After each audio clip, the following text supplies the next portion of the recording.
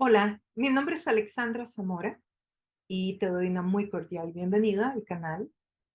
Hoy estamos continuando con el estudio en el libro de los Hechos de los Apóstoles. Estamos en la introducción. Hoy será la segunda parte de la introducción y desde luego te invitamos a que nos acompañes. Si te gusta el contenido del canal, a que le des un like a la campanita, te suscribas y nos sigas acompañando en otros estudios. La primera parte de este estudio la vas a encontrar aquí mismo en el canal, Hechos de los Apóstoles, primera parte, introducción. Bueno, sin más, vamos a continuar. Entonces, estamos continuando con la introducción en el libro Hechos de los Apóstoles. Esta es la segunda parte y vamos a tener un repaso de la clase anterior para aquellos que no pudieron estar, pero también para aquellos que necesitan un repasito para volver a tomar el hilo del mensaje. Y estuvimos iniciando con la misma introducción que usa el apóstol Lucas en Hechos 1, versos del 1 al 3b. Y leo para ustedes. Estimado Teófilo, en mi primer libro me referí a todo lo que Jesús comenzó a hacer y enseñar hasta el día en que fue llevado al cielo, luego de darles instrucciones por medio del Espíritu Santo a los apóstoles que había escogido. Después de padecer la muerte, se les presentó, dándoles muchas pruebas convincentes de que estaba vivo. Durante 40 días se les apareció y les habló acerca del reino de Dios. Este fue el texto que usamos y es el primer capítulo y los primeros versos del libro de los Hechos de los Apóstoles.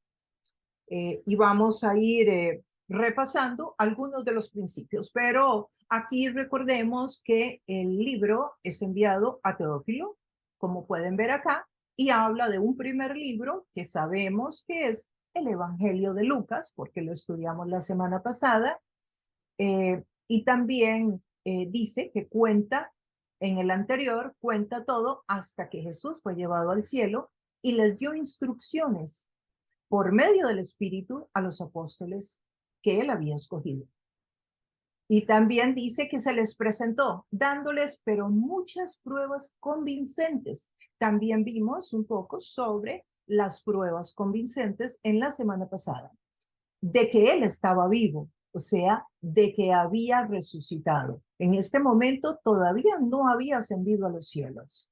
En esos 40 días fue cuando sale de la tumba, ¿verdad? Recordamos la historia de la tumba de la piedra que está movida, que por cierto algunas personas creen que esa piedra se tuvo que mover para que Jesús saliera, pero Jesús no necesitaba que le movieran la piedra. Como vemos en todos esos 40 días, entre la resurrección y la ascensión, Jesús traspasó paredes con su cuerpo muchas veces, así que él no necesitaba que le movieran la piedra. La piedra fue movida para una evidencia más de todas las que Jesús quiso dejar para que no quedara ninguna duda de que él había resucitado. Entonces la piedra se mueve más para los seres humanos de aquella época y hoy para que a nosotros escuchemos la historia que para que Jesús saliera de la tumba, porque él no necesitaba que se la moviera. Entonces dice que por 40 días se les apareció, les habló acerca del reino. Y si seguimos leyendo, que no nos vamos a ocupar de esa parte hoy, dice que inclusive se sentó a comer con ellos. Y hablamos de eso también en el estudio anterior. Continuamos.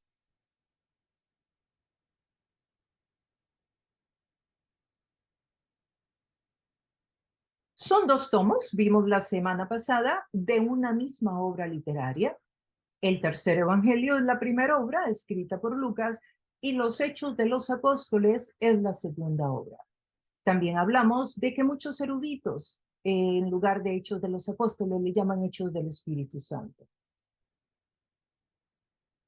En la introducción del libro de Hechos, Lucas nos dice que muchos han tratado de escribir sobre la biografía de Jesús, pero que él decidió igual escribir después de haber hecho un detallado estudio.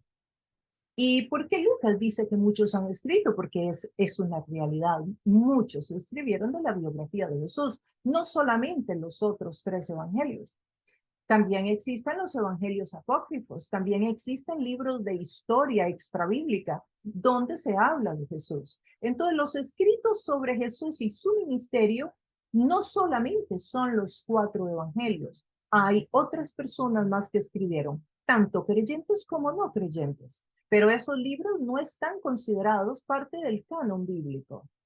Canon significa regla, ¿sí? Del canon, que es de los libros que Dios decidió que se quedaran dentro de la palabra de Dios. Dios escogió los 4 evangelios, pero hay otras historias más que también están en la Biblia, escrita por otras personas. Pero es interesante ver cómo Lucas dice, sé que otros han escrito, pero yo voy a escribir también. Es como, yo voy a escribir y yo voy a escribir producto de una investigación exhaustiva. Es interesante porque es como diciendo, yo sé que otros escribieron, pero hey, que yo puedo hacer este trabajo mejor. Y empiezo a escribir el libro, de hecho, ¿verdad? Libros, entonces, hay varios, pero el de Lucas es el que Dios pone en el canon y lógicamente Lucas hace un trabajo excelente. La palabra indubitables, que es una de las palabras que viene en uno de los primeros versos del capítulo 1, dice con pruebas indubitables, o sea, pruebas que no dan lugar a la duda. Sí, y recordamos que, porque lo estudiamos anteriormente en otro estudio, que estudiamos una porción del Evangelio de Lucas, que las pruebas indubitables que de Lucas habla, vienen con un poco de terminología médica, ¿verdad? Dice que su investigación es una investigación de detalles y la palabra que usa es la palabra autopsia.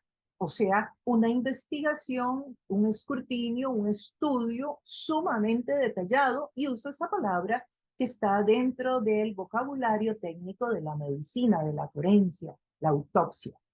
O sea, para ver exactamente de qué muere una persona. Bueno, Lucas usa esa palabra para hacer una referencia al detalle y profundidad del estudio que él está realizando. Eso también lo hemos estudiado ya y si usted no tomó esta clase anterior, yo le sugiero que vaya al canal de YouTube, Alexandra Zamora, y ahí lo va a encontrar. Entonces, en estos 2 tomos, encontramos que el primero es el nacimiento y el ministerio de Jesús, el tercer evangelio. Ese es el primero. Y el segundo tomo es el nacimiento y crecimiento de la iglesia.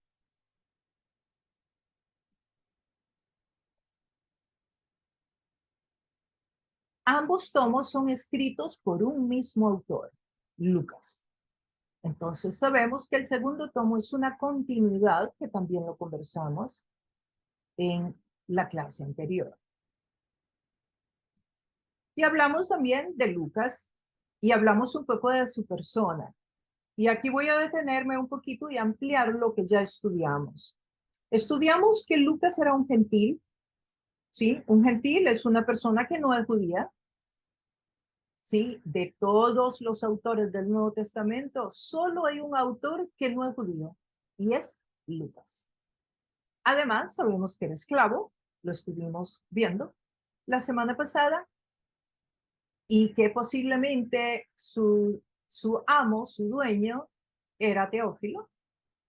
También estudiamos que era médico y que lo sabemos y vimos algunas evidencias internas dentro del texto bíblico para poder saber que era médico, además de que hay evidencias extrabíblicas, o sea, historiadores de la época que escribieron sobre Lucas como un médico. Sabemos que es historiador por el hilo con que escribe, la forma, las fechas, los detalles propios que da un historiador, escritor, por el interés que nos hace mantener en el libro. que a pesar de ser un libro largo, pues es un libro en el cual nos mantenemos interesados durante todo el texto. ¿Y qué es evangelista? Claro, él escribe el tercer evangelio. Entonces, estas son algunas de las características de Lucas, pero hablemos de algunas de ellas. Por ejemplo, hablemos de que Lucas es médico. Estas son, esto le da a él características muy propias que no tienen los demás autores. Entonces, cuando nosotros nos acercamos a un texto escrito, en este caso, por Lucas, médico, pues vamos a encontrar cierta descripción de los hechos que no encontramos en los demás autores. Además del tipo de investigación que ya él nos hace saber. También me llama a mí la atención un poco que Dios haya escogido a un científico de la época para escribir un evangelio y para escribir el libro de los Hechos, porque un médico en el primer siglo era un científico. Entonces, hoy que sabemos que es tan difícil para las personas que están en la ciencia entrar en la fe en nuestro Señor Jesucristo y creer por fe, es todo un reto, un desafío para ellos. Bueno, aquí tenemos a un médico escogido por Dios para que además escribiera el Evangelio. Muy interesante, ¿verdad? Ver a Dios actuando de esa manera, o sea, poniendo dentro de los escritores del Nuevo Testamento personas con diferentes historias, con diferentes trasfondos históricos y también profesionales e inclusive culturales.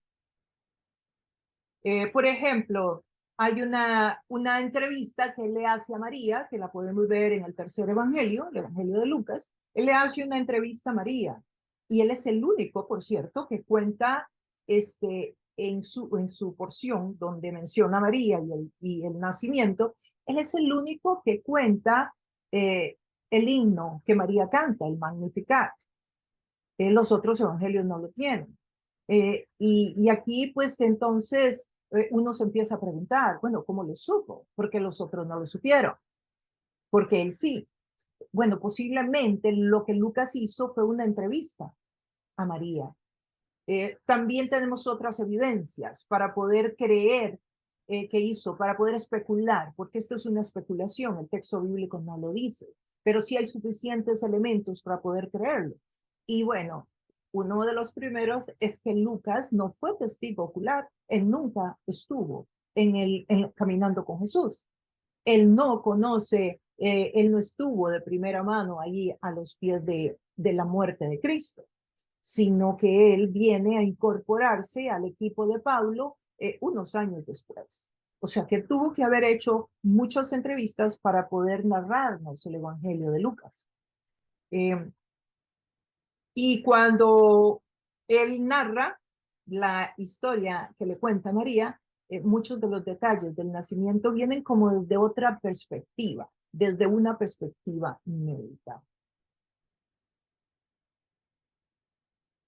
Cuando hablamos de historiador, bueno, todos los detalles de hechos es muy interesante porque cuando uno se va a las fuentes extrabíblicas, o sea, todos aquellos libros que no fueron escritos por creyentes, que no están dentro del canon, que no están dentro del Nuevo Testamento, se encuentra con que muchos de los detalles que Lucas menciona en el libro de Hechos son mencionados por los historiadores más reconocidos de la época. Y algunos datos que Lucas menciona en Hechos están en esos otros libros de historiadores. Entonces, entre esas muchas otras cosas. Ahora, como buen historiador, Lucas tiene que seleccionar cuáles historias va a contar y cuáles no. Recordemos que la Biblia es el libro el libro misionero de Dios. La Biblia es el libro con el plan de redención. En la Biblia no está la historia de la humanidad, no está la historia de las guerras, no está la historia científica, no está todo lo que ha sucedido en el planeta. En la Biblia están las historias que Dios escogió para que nosotros podamos entender el plan de redención.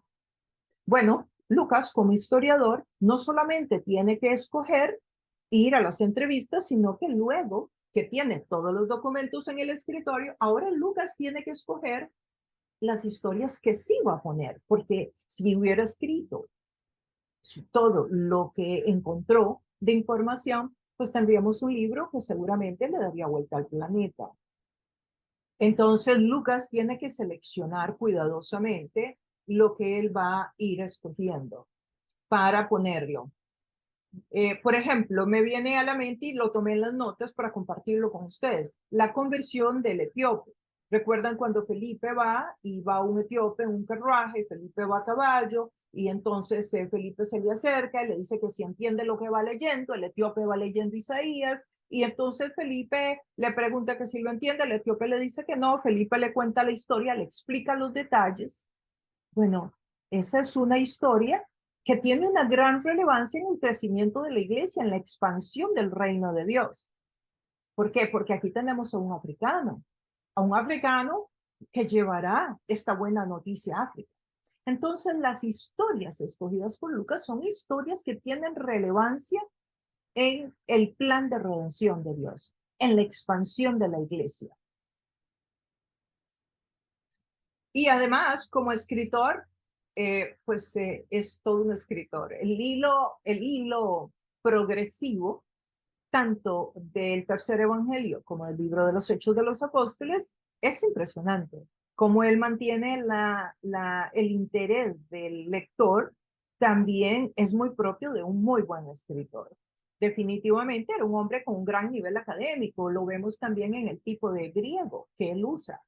Se ve que domina el griego clásico. El pueblo en esa época lo que hablaba era el griego koiné, no el griego clásico. Sin embargo, en el escrito se encuentra un griego clásico muy refinado, pero también se puede apreciar que manejaba el griego del pueblo. ¿Por qué griego? Porque el griego era el idioma, bueno, era el idioma del imperio, digamos, es como hoy el inglés a nivel universal. Todo el mundo habla inglés para poderse comunicar a nivel corporativo, a nivel de organizaciones, etc. Bueno, eso era el griego en la época, pero habían dos griegas. Como hoy en los países árabes hay dos clases de lenguaje. Está el árabe clásico, que es en el que está escrito el Corán, y está el árabe del pueblo, que es otro completamente. Las personas del pueblo, si no han estudiado el árabe clásico, no pueden leer el Corán. Y el Corán debe mantenerse en el árabe clásico, porque eso fue lo que dijo el profeta Mahoma. Entonces, de la misma manera, son estos elementos como el griego en aquella época, ¿verdad? Ahora, evangelista. Bueno, él escribió el tercer evangelio, sabemos, y por lo tanto ya ahí pues tiene una postura legal, digámosle que un título legal. Pero vayámonos un poco más a las evidencias de cuando alguien es un evangelista. Bueno, él tiene una preocupación en este documento. ¿Cuál es la preocupación? La preocupación de él, la intención de la escritura del libro de Hechos, es que le llegue a Teófilo. Él dice, Teófilo, he invertido en este estudio para que tú puedas tener toda la información completa, para que puedas tener toda la información detallada. Es más, le dice, y para que el maligno no llegue y te robe lo que has aprendido. O sea, este científico además cree en la guerra espiritual, además cree en el enemigo, además cree en el diablo. Pero volviendo al tema de evangelista, hay una preocupación en él. ¿Por quién? Por Teófilo, propia del evangelista. El evangelista sale, camina la milla extra, hace muchas cosas para que una persona conozca a Jesucristo. Hace un gran esfuerzo. Es más, el evangelista gasta su vida en que otros conozcan el evangelio. Esa es una de las evidencias más claras que podemos tener de un evangelista. Y lógicamente, en un estudio como este, que está Lucas estudiando y escribiendo, nos damos cuenta que tenía un gran interés por que Teófilo entendiera el mensaje. Aunque recordemos que Teófilo era su dueño, porque él también era esclavo de Teófilo, pero era un esclavo que tenía posiblemente un nivel académico igual o más mejor que el de su dueño. Y eso lo estuvimos viendo la semana pasada, porque en esa época un esclavo podría tener más academia que el mismo dueño. Entonces, ahí vemos algunas de esas preocupaciones propias del evangelista por la salvación de Teófilo. Pero también hay una acción pastoral eh, incluida, y lo vemos en la misma enseñanza, todo el cariño, todo el detalle de enseñarle, eso muy del pastor que se preocupa de alimentar a la persona. Entonces, perdón, pues también vemos evidencias de su acción pastoral, cuidando. Recordamos que la Biblia nos habla de que hay 5 ministerios, personas que Dios ha llamado para que estemos consagradas en la parte de edificar la iglesia. Y son los profetas, los maestros, los apóstoles, los evangelistas, y en este caso, pues encontramos que Lucas es evangelista, pero también tiene rasgos de pastor. En algún momento podremos desgranar un poco más lo que significa cada uno de estos ministerios. De momento, lo que sí es importante que recordemos es que todo creyente tiene un ministerio. Todo creyente. Y el hecho de que algunos seamos llamados a enseñar la palabra a tiempo completo, otros a pastorear tiempo completo, otros a ser evangelistas tiempo completo, no significa de ninguna manera que nosotros tenemos un lugar de mayor importancia en el reino de Dios. Todo creyente tiene el ministerio de hacer discípulos. Todo creyente tiene ese privilegio. Todo creyente está capacitado. Y todo creyente debe de hacer discípulos. Con las herramientas que tiene y con el conocimiento que tiene. Y los que tenemos, los llamados a estar cuidando las ovejas, alimentando las ovejas con una buena palabra, estudiando la palabra para dar un mensaje verdadero y fiel al texto bíblico, etcétera, no somos más importantes. No, solamente que se nos delegó una tarea diferente, pero es una tarea en la cual fuimos capacitados por el Espíritu de Dios. Por eso es que el crédito se lo lleva todo el Señor. No puede existir una profesión donde se necesite mayor humildad que sirviendo en el reino de Dios en los 5 ministerios. ¿Sabe por qué? Porque el que hace absolutamente todo es Dios, no es el ser humano. Por eso nunca le debemos de rendir pleitesía a ningún ser humano, sino única y exclusivamente a Dios. Ahora, Lucas está escribiendo este libro para una persona que es suficiente razón para Lucas. ¿Se puede usted imaginar escribir todo este libro para una sola persona? Eso es de un evangelista. Recuerdo cuando iniciamos este estudio y éramos 2 o 3. Igual yo preparaba las mismas horas, oraba las mismas horas y daba la misma calidad de enseñanza que doy hoy.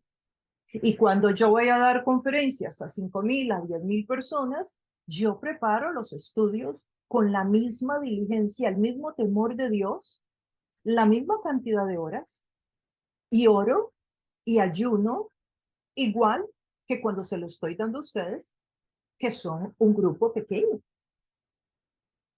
Entonces, el temor de Dios en los que servimos a Dios debe de estar presente siempre y saber que una persona valió para Lucas tanto, tanto, que Lucas llegó a invertir todas estas horas en esa persona. De la misma manera, nosotros tenemos que tener ese temor en lo que hagamos en la obra de Dios, ya seas que estás en la música, ya sea que estás en el equipo técnico, ya sea que estás lavando los baños de la iglesia, ya sea que estás acomodando las sillas, ya sea que estás llegando a enseñar a los niños, ya sea que estás usando la plataforma de Zoom y tienes que tener todo listo antes, ya sea que estás preparando un devocional de 5 minutos, o ya sea que vas a ir a visitar a un enfermo al hospital o un preso a la cárcel.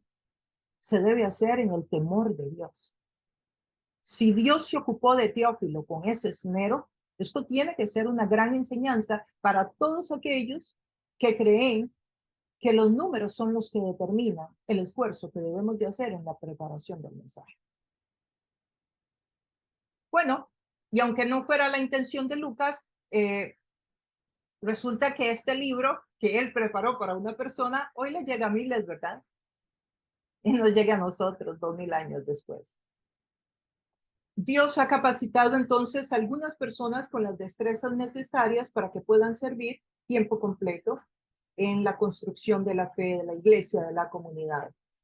Pero a todos nos ha llamado y nos ha entregado la responsabilidad de hacer discípulos. Entonces debemos de ser intencionales en hacer discípulos, tanto en nuestro ambiente inmediato como en el más allá y todavía más lejos, en todas las esferas de nuestras relaciones interpersonales, no solamente con tu familia sanguínea, sino también con los amigos, con los compañeros de equipo de deporte, con los compañeros de trabajo, con las personas en el camino.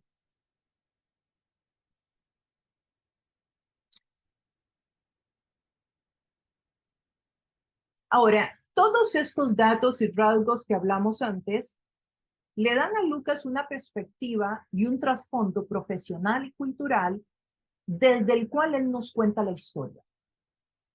Esto es valiosísimo para todos aquellos que trabajamos en la misión de Dios.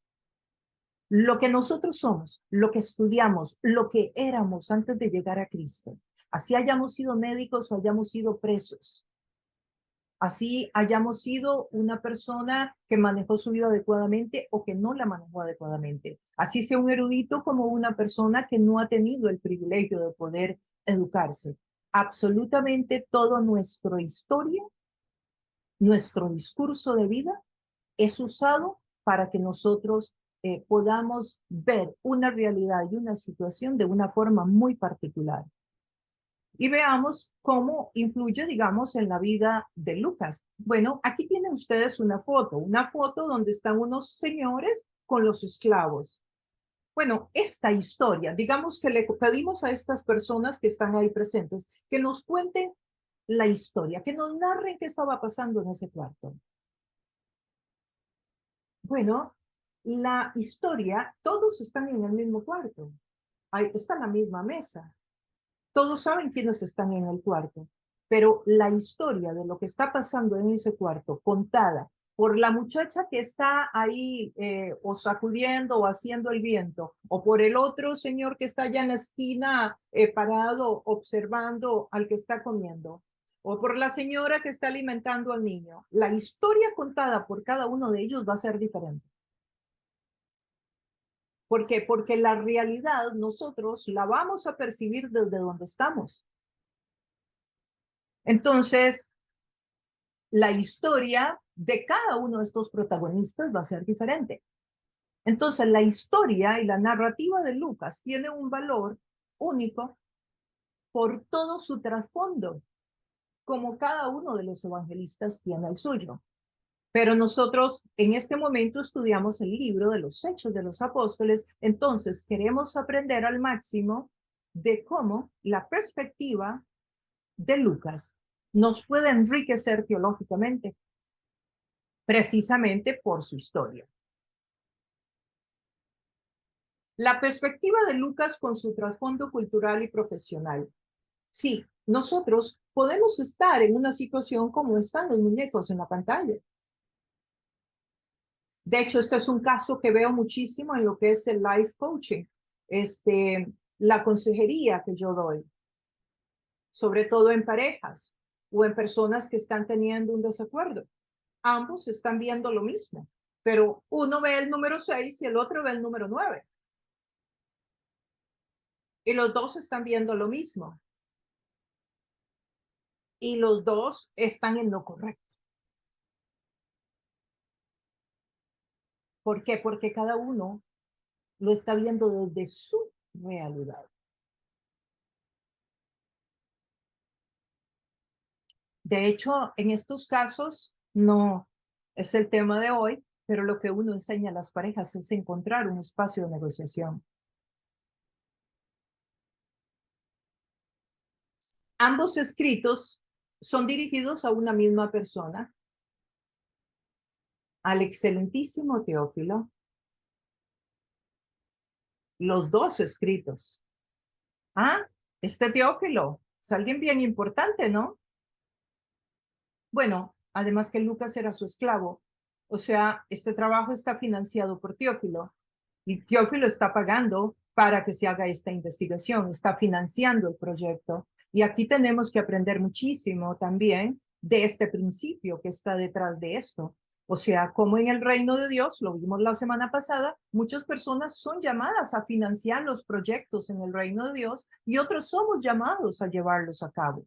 Pero tanta responsabilidad tiene uno como tiene el otro y tanta oportunidad de servir a Dios. Entonces, una persona que no tiene el llamado de Lucas para escribir, no necesariamente tiene que quedarse afuera y no participar en el reino de Dios, porque dices que yo no sé qué voy a hacer, yo no sé cómo puedo colaborar. Puedes colaborar financiando la obra del Señor, ya sea sosteniendo un misionero, ya sea siendo fiel con tu contribución en tu iglesia, ya sea ayudando a los que sí estamos tiempo completo con las manos en el arado. Hechos 1, del 1 al 5. Estimado Teófilo, este es el título. Este es el título que él le da a Teófilo. O sea, un título que se le daba a una persona importante, como lo vimos la semana pasada. La palabra excelentísimo es un título solamente para personas de alta alcurnia a nivel político, del ejército romano. De hecho, encontramos a Pablo también usando este mismo título en Hechos 26 cuando se tiene que presentar delante de Festo, que es una autoridad romana. Y miren lo que dice, diciendo él estas cosas en su defensa, Festo a gran voz dijo, estás loco, Pablo, las muchas letras te volvieron loco, Pablo. Mas él le dijo, no estoy loco, excelentísimo Festo. Interesante el juego de palabras, ¿verdad? Porque por un lado está contradiciendo a una persona que le puede mandar a cortar la cabeza en un segundo, pero al final se la adora poniéndole excelentísimo Teófilo. O sea, vemos que Pablo era un hombre con un gran nivel de inteligencia emocional, además.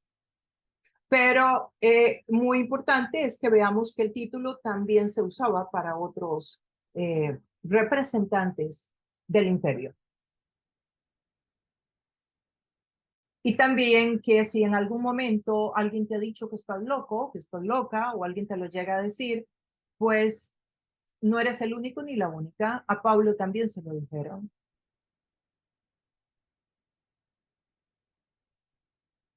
Fecha en que se escribió el libro.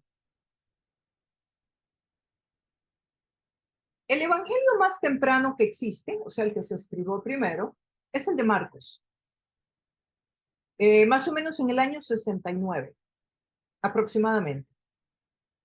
Y Hechos fue escrito después del tercer evangelio, o sea, el evangelio de Lucas. Hechos fue escrito después. Entonces, cuando leemos el Evangelio de Lucas, podemos ver que tomó mucha información del libro de Marcos. Pero además, esto no es solo que podemos verlo nosotros, está confirmado por los grandes eruditas y los grandes estudiosos, y los grandes exegetas, las personas que han invertido su vida en el hebreo, en el griego, para poder entender estos principios. Y el Evangelio de Lucas fue la fuente principal del Evangelio de Lucas es el Evangelio de Marcos.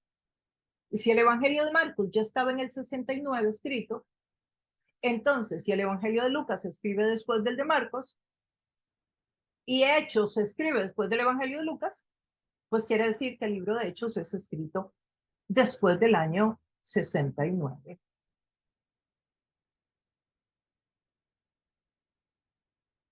Los eruditos y estudiosos dicen que está entre el año 69 y el año 80. Yo particularmente me inclino más al año 80 por las razones que di anteriormente.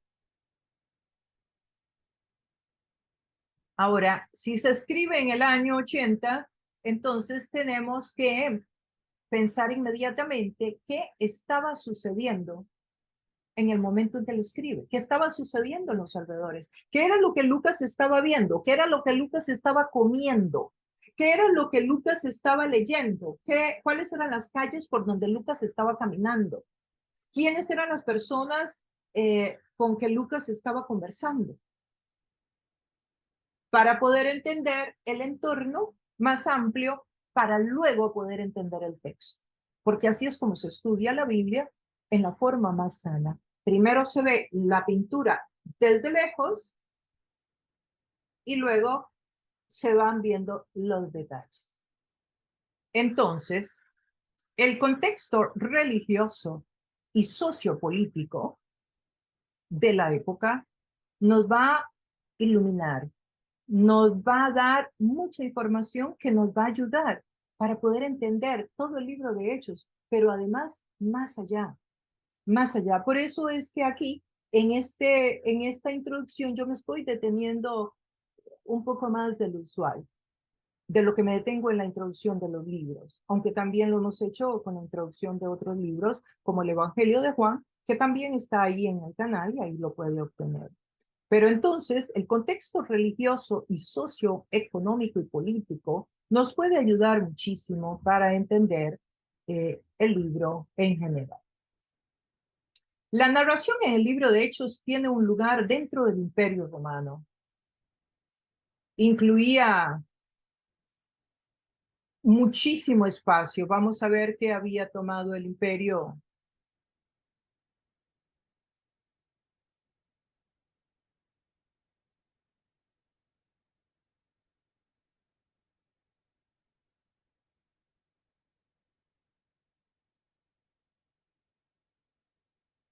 El contexto sociopolítico. Incluía, el imperio había alcanzado tanto terreno que incluía la costa del Mediterráneo, toda la parte del Mediterráneo, ven aquí el Mediterráneo, toda la costa del Mediterráneo, imagínense lo enorme que es esto, todo el mar Mediterráneo. Incluía Europa, una gran parte de Europa.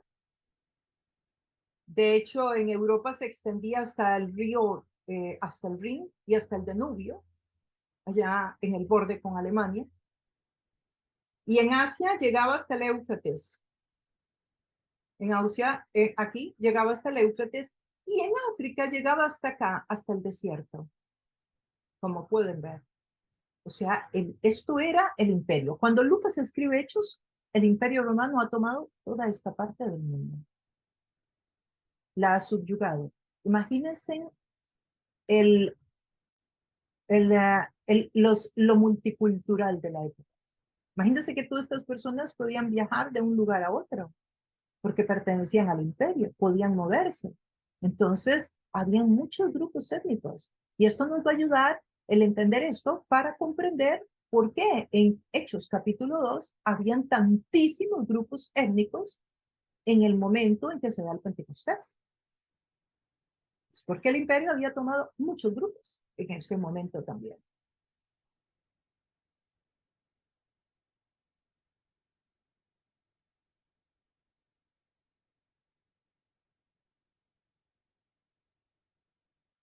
Ahora,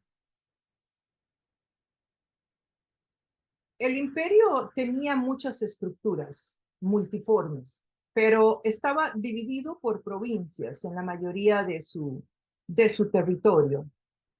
Y se gobernaba según la historia de cada territorio conquistado, o sea que no se gobernaba igual a todos los territorios conquistados. Tenía circunstancias particulares para cada uno. Recordemos que cada región del imperio había sido conquistada en épocas diferentes, pertenecía a un contexto cultural diferente, tenían un nivel social diferente y también religiones diferentes.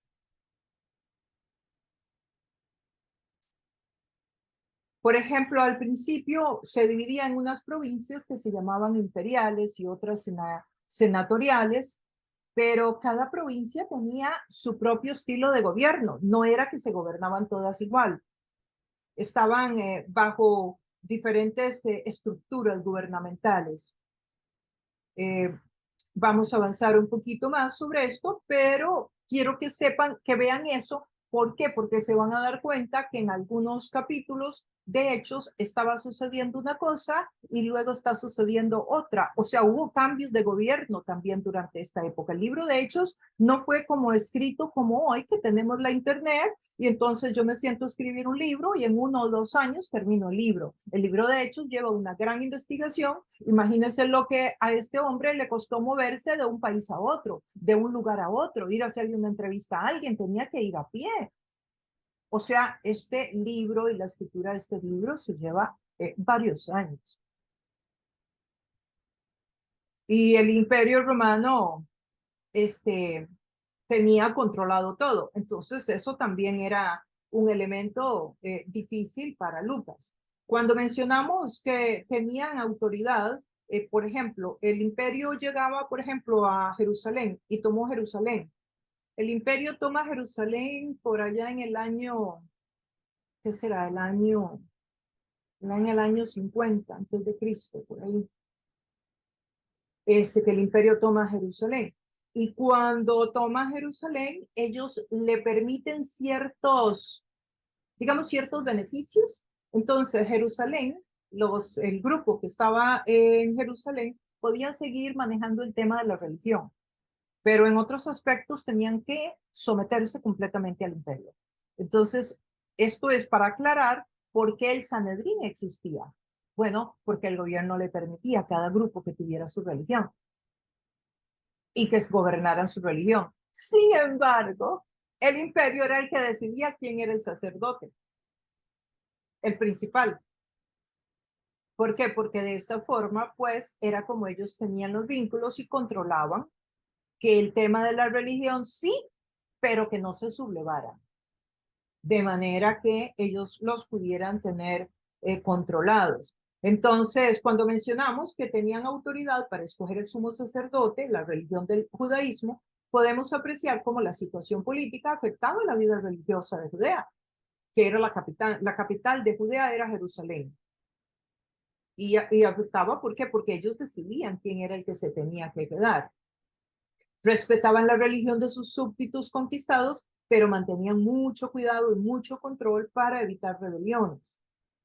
Hoy observamos un proceder parecido, por ejemplo, en la China.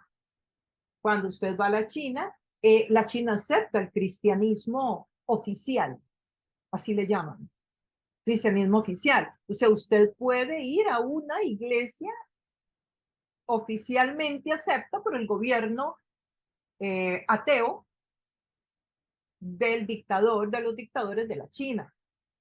Pero es ilegal reunirte en casas. Es ilegal hacer lo que tú y yo estamos haciendo aquí en plataforma. Es ilegal tener una iglesia que no esté oficialmente aceptada por el gobierno.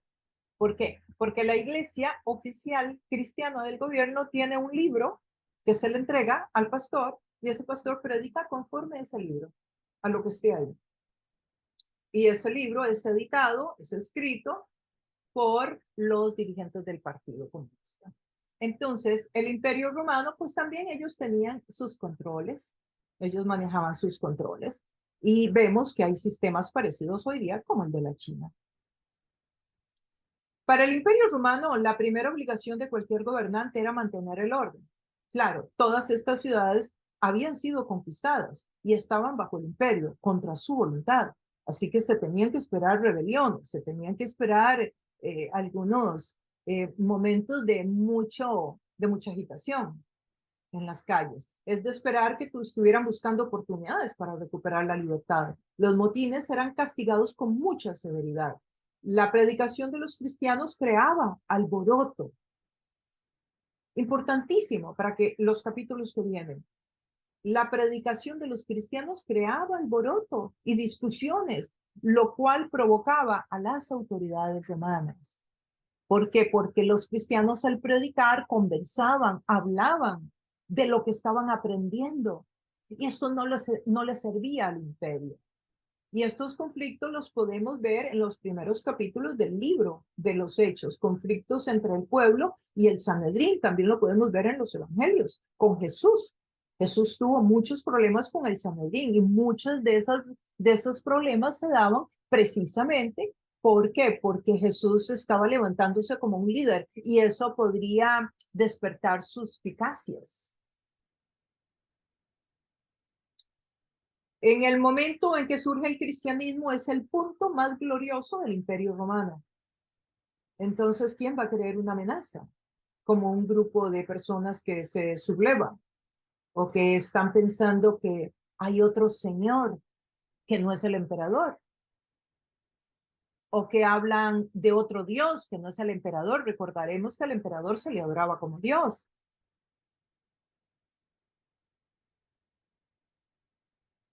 Entonces, el imperio había creado una vía de carreteras y de caminos extraordinaria, que es lo que tenemos en el mapa al frente. Tanto Alejandro Magno en sus conquistas como más tarde el Imperio Romano en las suyas se propusieron la construcción de grandes ciudades, grandes edificios. De hecho, Herodes el Grande fue un hombre destacadísimo por los grandes edificios, porque le encantaba la arquitectura. Vemos que esto no era solo de Herodes, también recordamos Nínive, que era una ciudad con una gran extravagancia cuando estudiamos el libro de Jonás, que también estudiamos ese libro ya y también está ahí en el canal donde usted puede buscarlo y verlo. Pero Herodes fue el que construyó el templo de Jerusalén. El templo de los judíos se lo reconstruyó Herodes. Cuando él asumió, cuando Jerusalén fue conquistada, el primer gobernante al que pusieron fue Herodes. Y él reconstruyó el templo de Jerusalén, porque el templo de Jerusalén había sido destruido completamente. Entonces, estos jerarcas del imperio se focalizaron mucho en la construcción de edificios, de caminos, fundaron ciudades y la industria pues creció muchísimo. Y por eso vemos esa gran cantidad de carreteras. Todos esos puntos rojos que usted ve son las conexiones. ¿Cuál era el énfasis del imperio? El énfasis del imperio era lo que ellos llamaban la civilización, de donde viene la palabra ciudad. La palabra ciudad viene de la palabra perdón, la palabra civilización viene de la palabra ciudad. Ellos se focalizaron en construir ciudades. Y esas ciudades, para conectarlas, tuvieron que construir las carreteras. Entonces, las carreteras no eran tanto para la agricultura o para la industria, era para conectar las ciudades. Esa era la fortaleza del imperio. Fue a través de esos caminos construidos por el imperio romano, tanto marítimos como terrestres, por donde transitaban los comerciantes, los estudiantes de la sabiduría de la época, viajaba mucha gente para obtener sabiduría, recuerdan la cultura griega, etcétera. Las personas que buscaban espiritualidad viajaban mucho también. Ok, y esos fueron los mismos caminos que usó la iglesia, que usó Dios, el Espíritu de Dios, para el crecimiento de la iglesia. Entonces, Dios siempre ha usado las estructuras existentes para el crecimiento de la iglesia. Entonces, claro, nos tiene que surgir una pregunta y es cuáles son las estructuras que existen hoy que podemos usar para el crecimiento de la iglesia. Porque Dios siempre va a usar lo que existe. Y cuidado, no fue que Dios creó lo que existe para luego usarlo y continuar con la misión y expandiendo el reino de Dios, que sería mejor dicho. Porque Dios es el Dios de la historia y Él está detrás de la historia, aún de la historia que no nos gusta. Este es el contexto en el cual está escribiendo Lucas. Es en esta situación que aparecen unas personas hablando de un reino de Dios y de un Señor que cuestionan la justicia y el orden del César y además niegan su autoridad absoluta. Son palabras de Justo González. Este movimiento inicia en Judea, pero luego se va extendiendo a otros puntos del imperio. Entonces, Así es como se empieza a ir el evangelio, a viajar el evangelio por diferentes puntos del imperio. Y ahí pueden ver ustedes y apreciar por qué la resistencia del imperio, por qué la lucha, por qué las tensiones que vamos a encontrar en el libro de los Hechos.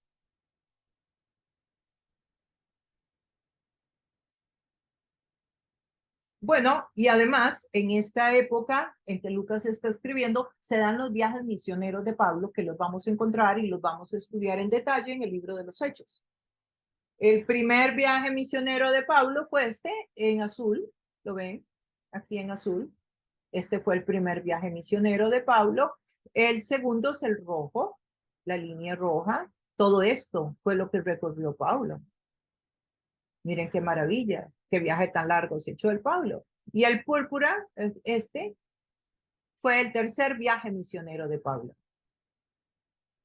Entonces, estos son los tres viajes misioneros de Pablo. Y la línea verde que ven acá, que sale desde acá, de Jerusalén, mírenla para acá y va por el mar, llega a Malta, pasa acá y termina en Roma.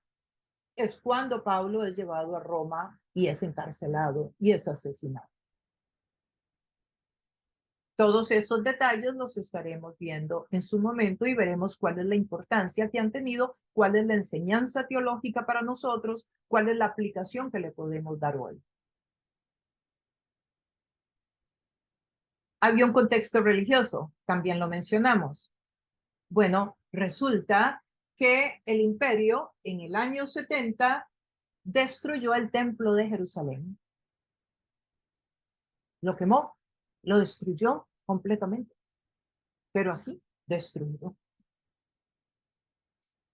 En el año 63, el general romano, en el año 63 antes de Cristo, estamos antes de que Jesús naciera, el general romano Pompeyo conquistó Judea y Samaria. Así es como ellos lo toman. ¿Se acuerda que les dije en el año 50? No, en el año 63 es el dato exacto.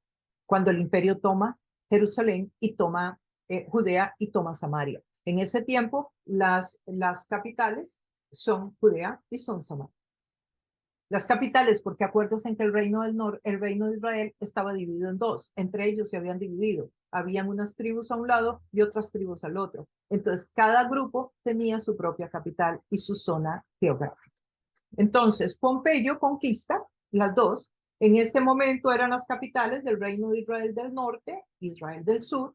Los romanos instalaron un gobernante que fue Herodes, como les dije anteriormente, quien, respaldado por los romanos, liquidó a todos los enemigos internos que encontró en aquel momento. Herodes no era judío, liquidó a todos sus enemigos para poder ser el rey de toda Judea en el año 37 antes de Cristo. Herodes permitió la continuidad del Sanedrín como autoridad religiosa de los judíos para que manejaran los asuntos internos en cuanto a la espiritualidad del grupo conquistado. El Sanedrín estaba conformado por un grupo de judíos, aristócratas, conservadores. El Sanedrín era la Corte Suprema, era compuesta por 70 miembros de Israel y tenía tanto miembros saduceos como fariseos. Los saduceos y los fariseos es porque Israel en ese momento tenía dos sectas, se dividían en dos, los fariseos y los saduceos. Entonces, ¿en qué año es que destruyen Jerusalén? Ahí les conté la historia, cómo fueron conquistados. Ahora venimos 70 años después, cuando el imperio destruye el templo de Jerusalén, en el año 70 después de Cristo. ¿Cuándo fue que Lucas escribió? Los estudiosos dicen que entre el 69 y el 80, yo me inclino más a pensar que fue en los alrededores llegando ya al 80. Bueno, acababa de pasar esta destrucción. El templo, que era el eje central, lo que le daba la vida al pueblo de Israel, aquel lugar donde llegaban las caravanas de días a las 3 fiestas oficiales que había mandado Moisés en el Antiguo Testamento, decretadas por Moisés, que Dios las había pedido. Bueno, ese lugar es destruido completamente. Este templo que pesa toneladas de toneladas, este templo al que le cabían miles de personas, este templo que tenía varias puertas, este templo que había tardado en construirse más de 40 años, es destruido por el imperio. El general Vespasiano fue el encargado de conducir las fuerzas en contra del pueblo de Israel en el año 70. Fue nombrado este señor, Vespasiano, fue nombrado César. Entonces dejó todo a cargo de su hijo Tito y dejó a Tito a cargo de Jerusalén. En esa época Jerusalén tendría 80,000 habitantes aproximadamente. Lo atacaron, primero lo sitiaron, ustedes recordarán y lo pueden ver aquí, lo pueden apreciar aquí, que todas estas, había murallas, todas las ciudades estas tenían muchas murallas, ¿verdad? Todas las ciudades de la época tenían unas murallas enormes. Bueno, primero lo sitiaron es que el ejército se pone en los alrededores hasta que ellos empiecen a tener falta de agua. Generalmente estas ciudades no tenían agua dentro, tenían que salir a llevarla afuera. Pues ya cuando la ciudad se queda sin agua, se queda sin alimento, se queda sin comida, entonces empiezan a debilitar. Bueno, estuvo sitiada varios meses y luego entraron con piedras, con lluvia, con hierro, con fuego, con muchísimo fuego, y pasaron y traspasaron las paredes del templo. Y los soldados no querían entrar por el temor de lo que habían oído del Dios de los israelitas, no querían entrar, pero al final tuvieron que obedecer. Hicieron una fogata enorme de árboles, cortaron árboles de árboles de árboles. Tenemos que pensar que el ejército que traía este señor era un ejército enorme, ¿verdad? Enorme, enorme. Pasaron meses. Imagínense, tenían hasta alimento para estar meses ahí en las tiendas de campaña alrededor de Jerusalén. Hicieron una fogata con árboles que cortaron en todos los alrededores, en donde pudieron, y destruyeron y quemaron el templo. Quemaron el templo. El fuego y el calor fue tan intenso que la piedra caliza se derritió. Cuentan los historiadores judíos que fue una matazón horrible. Horrible. Niños, mujeres, sacerdotes. Fue una masacre completa. Tito destruye el templo en el año 70, no dejó una piedra, o sea, lo destruyó todo. Era un lugar enorme, bellísimo, bellísimo. Jesús lo había profetizado. Saliendo Jesús del templo, le dijo a uno de sus discípulos: Maestro, mira qué piedras y qué edificio. O sea, mira qué maravilla, el templo. Jesús le respondió: ¿ves estos grandes edificios? No quedará piedra sobre piedra que no sea derribada. Esta es una profecía que Jesús dio cuando él estuvo y que se cumple en el año 70. Este era el templo, ya lo hemos visto anteriormente, pero les recuerdo, o para los que no lo habían visto, más o menos esta es la idea de cómo era el templo, un edificio colosal, enorme. Como les digo, que habían miles de personas, solamente en esta parte interna, aquí adentro, cabían miles de personas. O sea, en toda esta parte, en los atrios, era un lugar enorme. Veamos la destrucción del templo antes y después. Aquí está antes. Ahora aquí comparemos lo que pasa después. Lo único que queda es lo que ustedes pueden ver acá. Esta pared.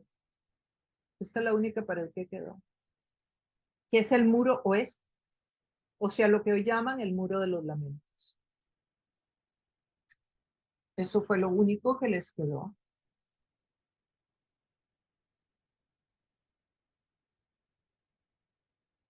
La estructura del libro de los Hechos. Pasamos a otro subtema. Ahí ya terminamos con el contexto. Hay mucho más que decir, pero por un tema de tiempo, pues tenemos que limitarnos.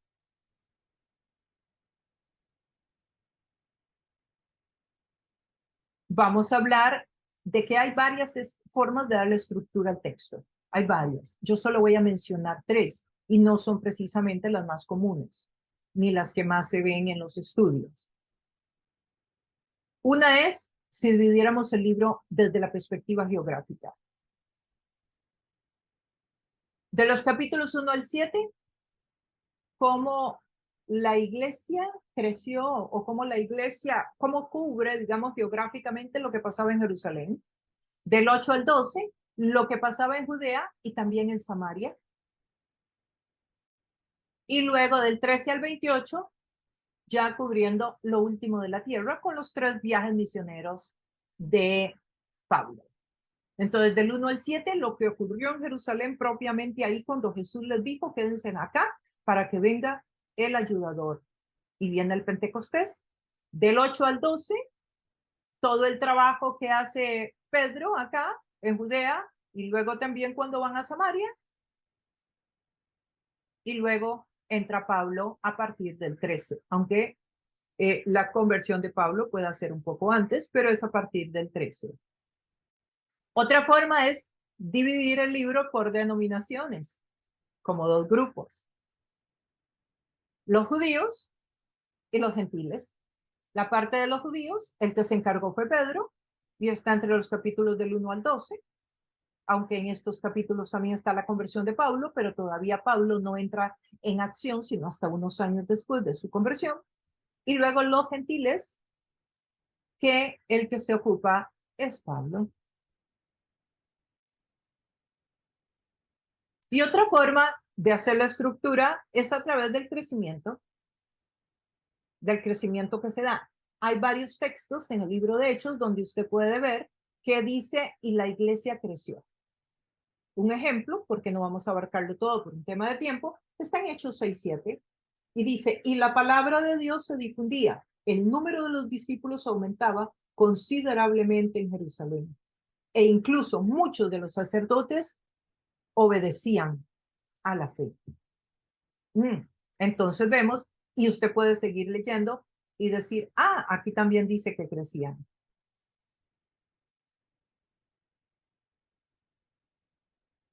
Conclusión, es a través de este libro que entendemos muchos aspectos del compendio general de la Biblia. Es un libro misionero del cual Dios está a cargo, porque Dios es un Dios misionero. Lo podemos ver desde el mismo huerto del Edén, como sale en rescate de Adán y Eva y como les da una oportunidad. Y vemos a Dios trabajando a través de la historia para haciendo su misión, usando a los seres humanos para extender su reino, establecer su reino y para darnos vida eterna. Entonces es un libro misionero que habla de los viajes, de cómo la iglesia se expandió en aquella época, habla del origen de la iglesia, el nacimiento de la iglesia, está en este libro y lo vamos a poder asistir al parto de la iglesia a través de los lentes de Lucas. Comprendemos mejor las cartas de todo el Nuevo Testamento a través del libro de Hechos. ¿Por qué? Por lo que ya les enseñé la semana pasada, lo estuvimos estudiando juntos, que hay muchos pasajes en muchas cartas de tesalonicenses, de filipenses, etcétera, que hay pasajes que cuando leemos Hechos, comprendemos mejor. El bautismo del Espíritu Santo, el día de Pentecostés en Hechos 2, que esto es algo importantísimo en la historia de la salvación. El concilio de Jerusalén, que está en Hechos 15, donde vamos a ver cómo los apóstoles se reúnen para conversar sobre el tema de la circuncisión, si de aquí en adelante la circuncisión tendrá que seguir siendo parte de las evidencias de un discípulo de Jesucristo o si no. Y luego veremos este proyecto magno de Dios pasando el evangelio de un grupo étnico, los israelitas, a todas las naciones de la tierra. Esto está en el libro de Hechos. Y además es en este libro donde vemos cómo es que se fundan las 7 iglesias que son la introducción del libro de Apocalipsis. Y estas son las 7 iglesias. Me disculpan que está en inglés, pero no conseguí un mapa en español. Pérgamo, Tiatira, Sardis, Filadelfia, Laodicea, Efesios, Esmirna. todas están en Turquía hoy. Todas estuvieron y siguen estando en Turquía, lo que hoy se llama Turquía. Las 7 iglesias del Apocalipsis. Esperamos que el estudio te haya gustado, te haya servido. Oro a Dios para que Él te siga dando más hambre de su palabra, para que puedas seguir reflexionando sobre esta enseñanza y le puedas encontrar aplicaciones prácticas en tu diario vivir. Que Dios ilumine tu camino, que el Espíritu Santo te ayude en todo, que la gracia y la misericordia de Dios estén contigo siempre. Oro al Padre que te bendiga grandemente en todas las áreas de tu vida, que te fortalezca en tu fe, que traiga salud a tu vida, a tu familia, a tus seres queridos, que te provea la provisión para todas tus necesidades y también las de tu familia, que Dios guarde tu entrada y tu salida, que Dios cada día sea más grande para ti. Nos vemos pronto. Te recuerdo, si te gustó el contenido, suscríbete al canal y dale un like a la campanita. Nos vemos en el próximo estudio.